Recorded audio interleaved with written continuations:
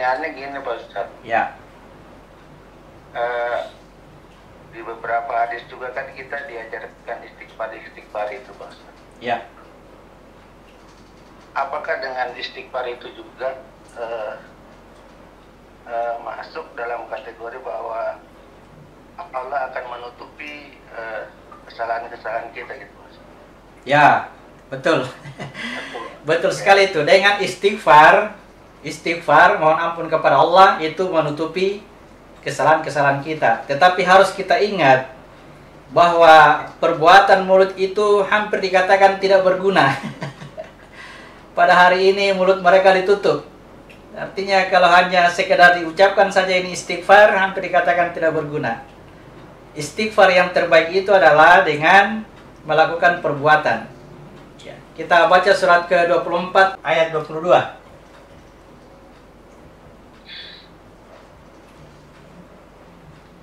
Dan janganlah orang-orang yang mempunyai kelebihan dan kelapangan di antara kamu bersumpah bahwa mereka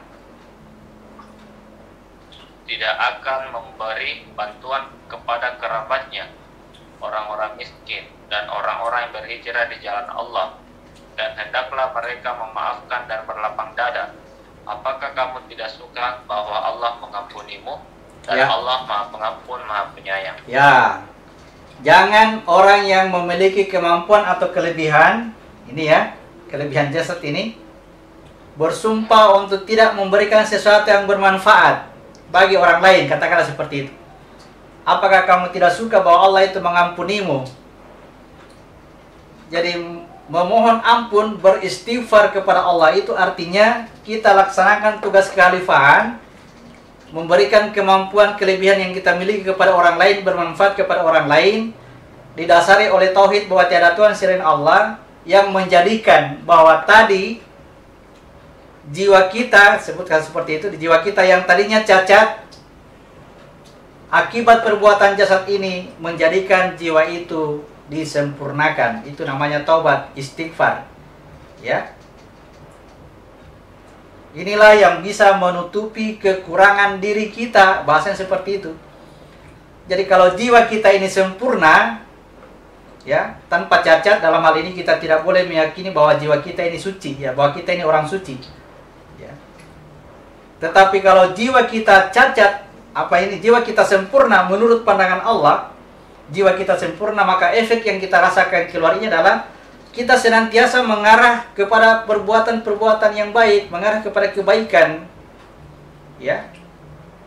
Bisa dipahami itu ya? Itu otomatis langsung mengarah kepada kebaikan tanpa perlu diniatkan, direncanakan dan sebagainya, tetapi lahir secara alami. Sifat-sifat kebaikan itu lahir secara alami. Kenapa? Karena jiwanya itu sempurna, tidak ada cacatnya. Kapan dia cacat, maka akan nampak ini dalam perbuatan kesalahan kita selalu mengarah kepada perbuatan dosa. Kalau tangan ini terpotong secara jiwa, pada di jiwa kita ini, tangan kita ini buntu, itu di dalam kehidupan kita, keseharian kita selalu berniat untuk mencuri, untuk mengambil barangnya orang lain. Dari sifat kelakuannya yang selalu baik itu menunjukkan bahwa jiwanya itu sedang sempurna. Dalam sifat kelakuannya yang selalu mengarah kepada perbuatan buruk menunjukkan bahwa jiwanya itu sedang cacat. Maka caranya bertobat supaya jiwa itu sempurna adalah hendaklah kebaikan, kelebihan atau kemampuan yang dimiliki oleh jasad kita ini diserahkan kepada Allah dengan cara melaksanakan tugas kekhalifahan kepada Allah. Jadi itulah istighfar yang sangat dianjurkan, ya.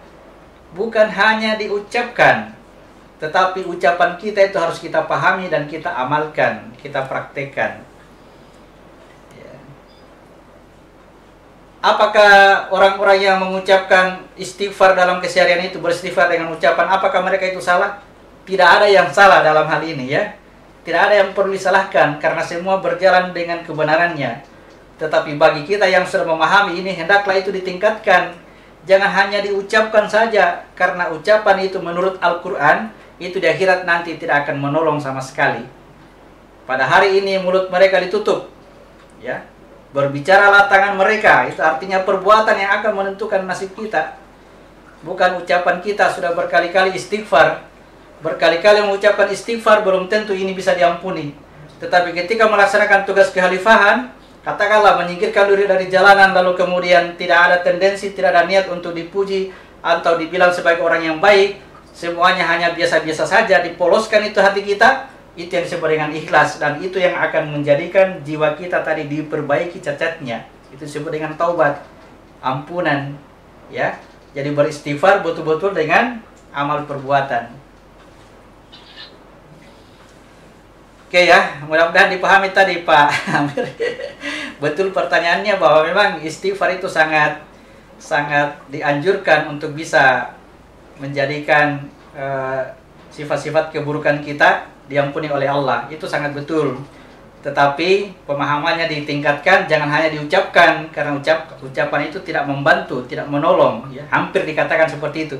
Karena kalau kita melihat kebenarannya, ya Allah sudah katakan, ya, pada hari ini al-yauma nakhtimu ala afwahihim wa tukallimuna aydihim, ya, wa tashhadu arjuluhum bima kanu yaksibun. Mulut tidak bisa melakukan apa-apa, ya, tidak bisa berkata apa-apa. Tangan yang berbicara, itu artinya perbuatanlah itu yang menjadi penolongmu, ya, terhadap apa yang kamu lakukan selama ini.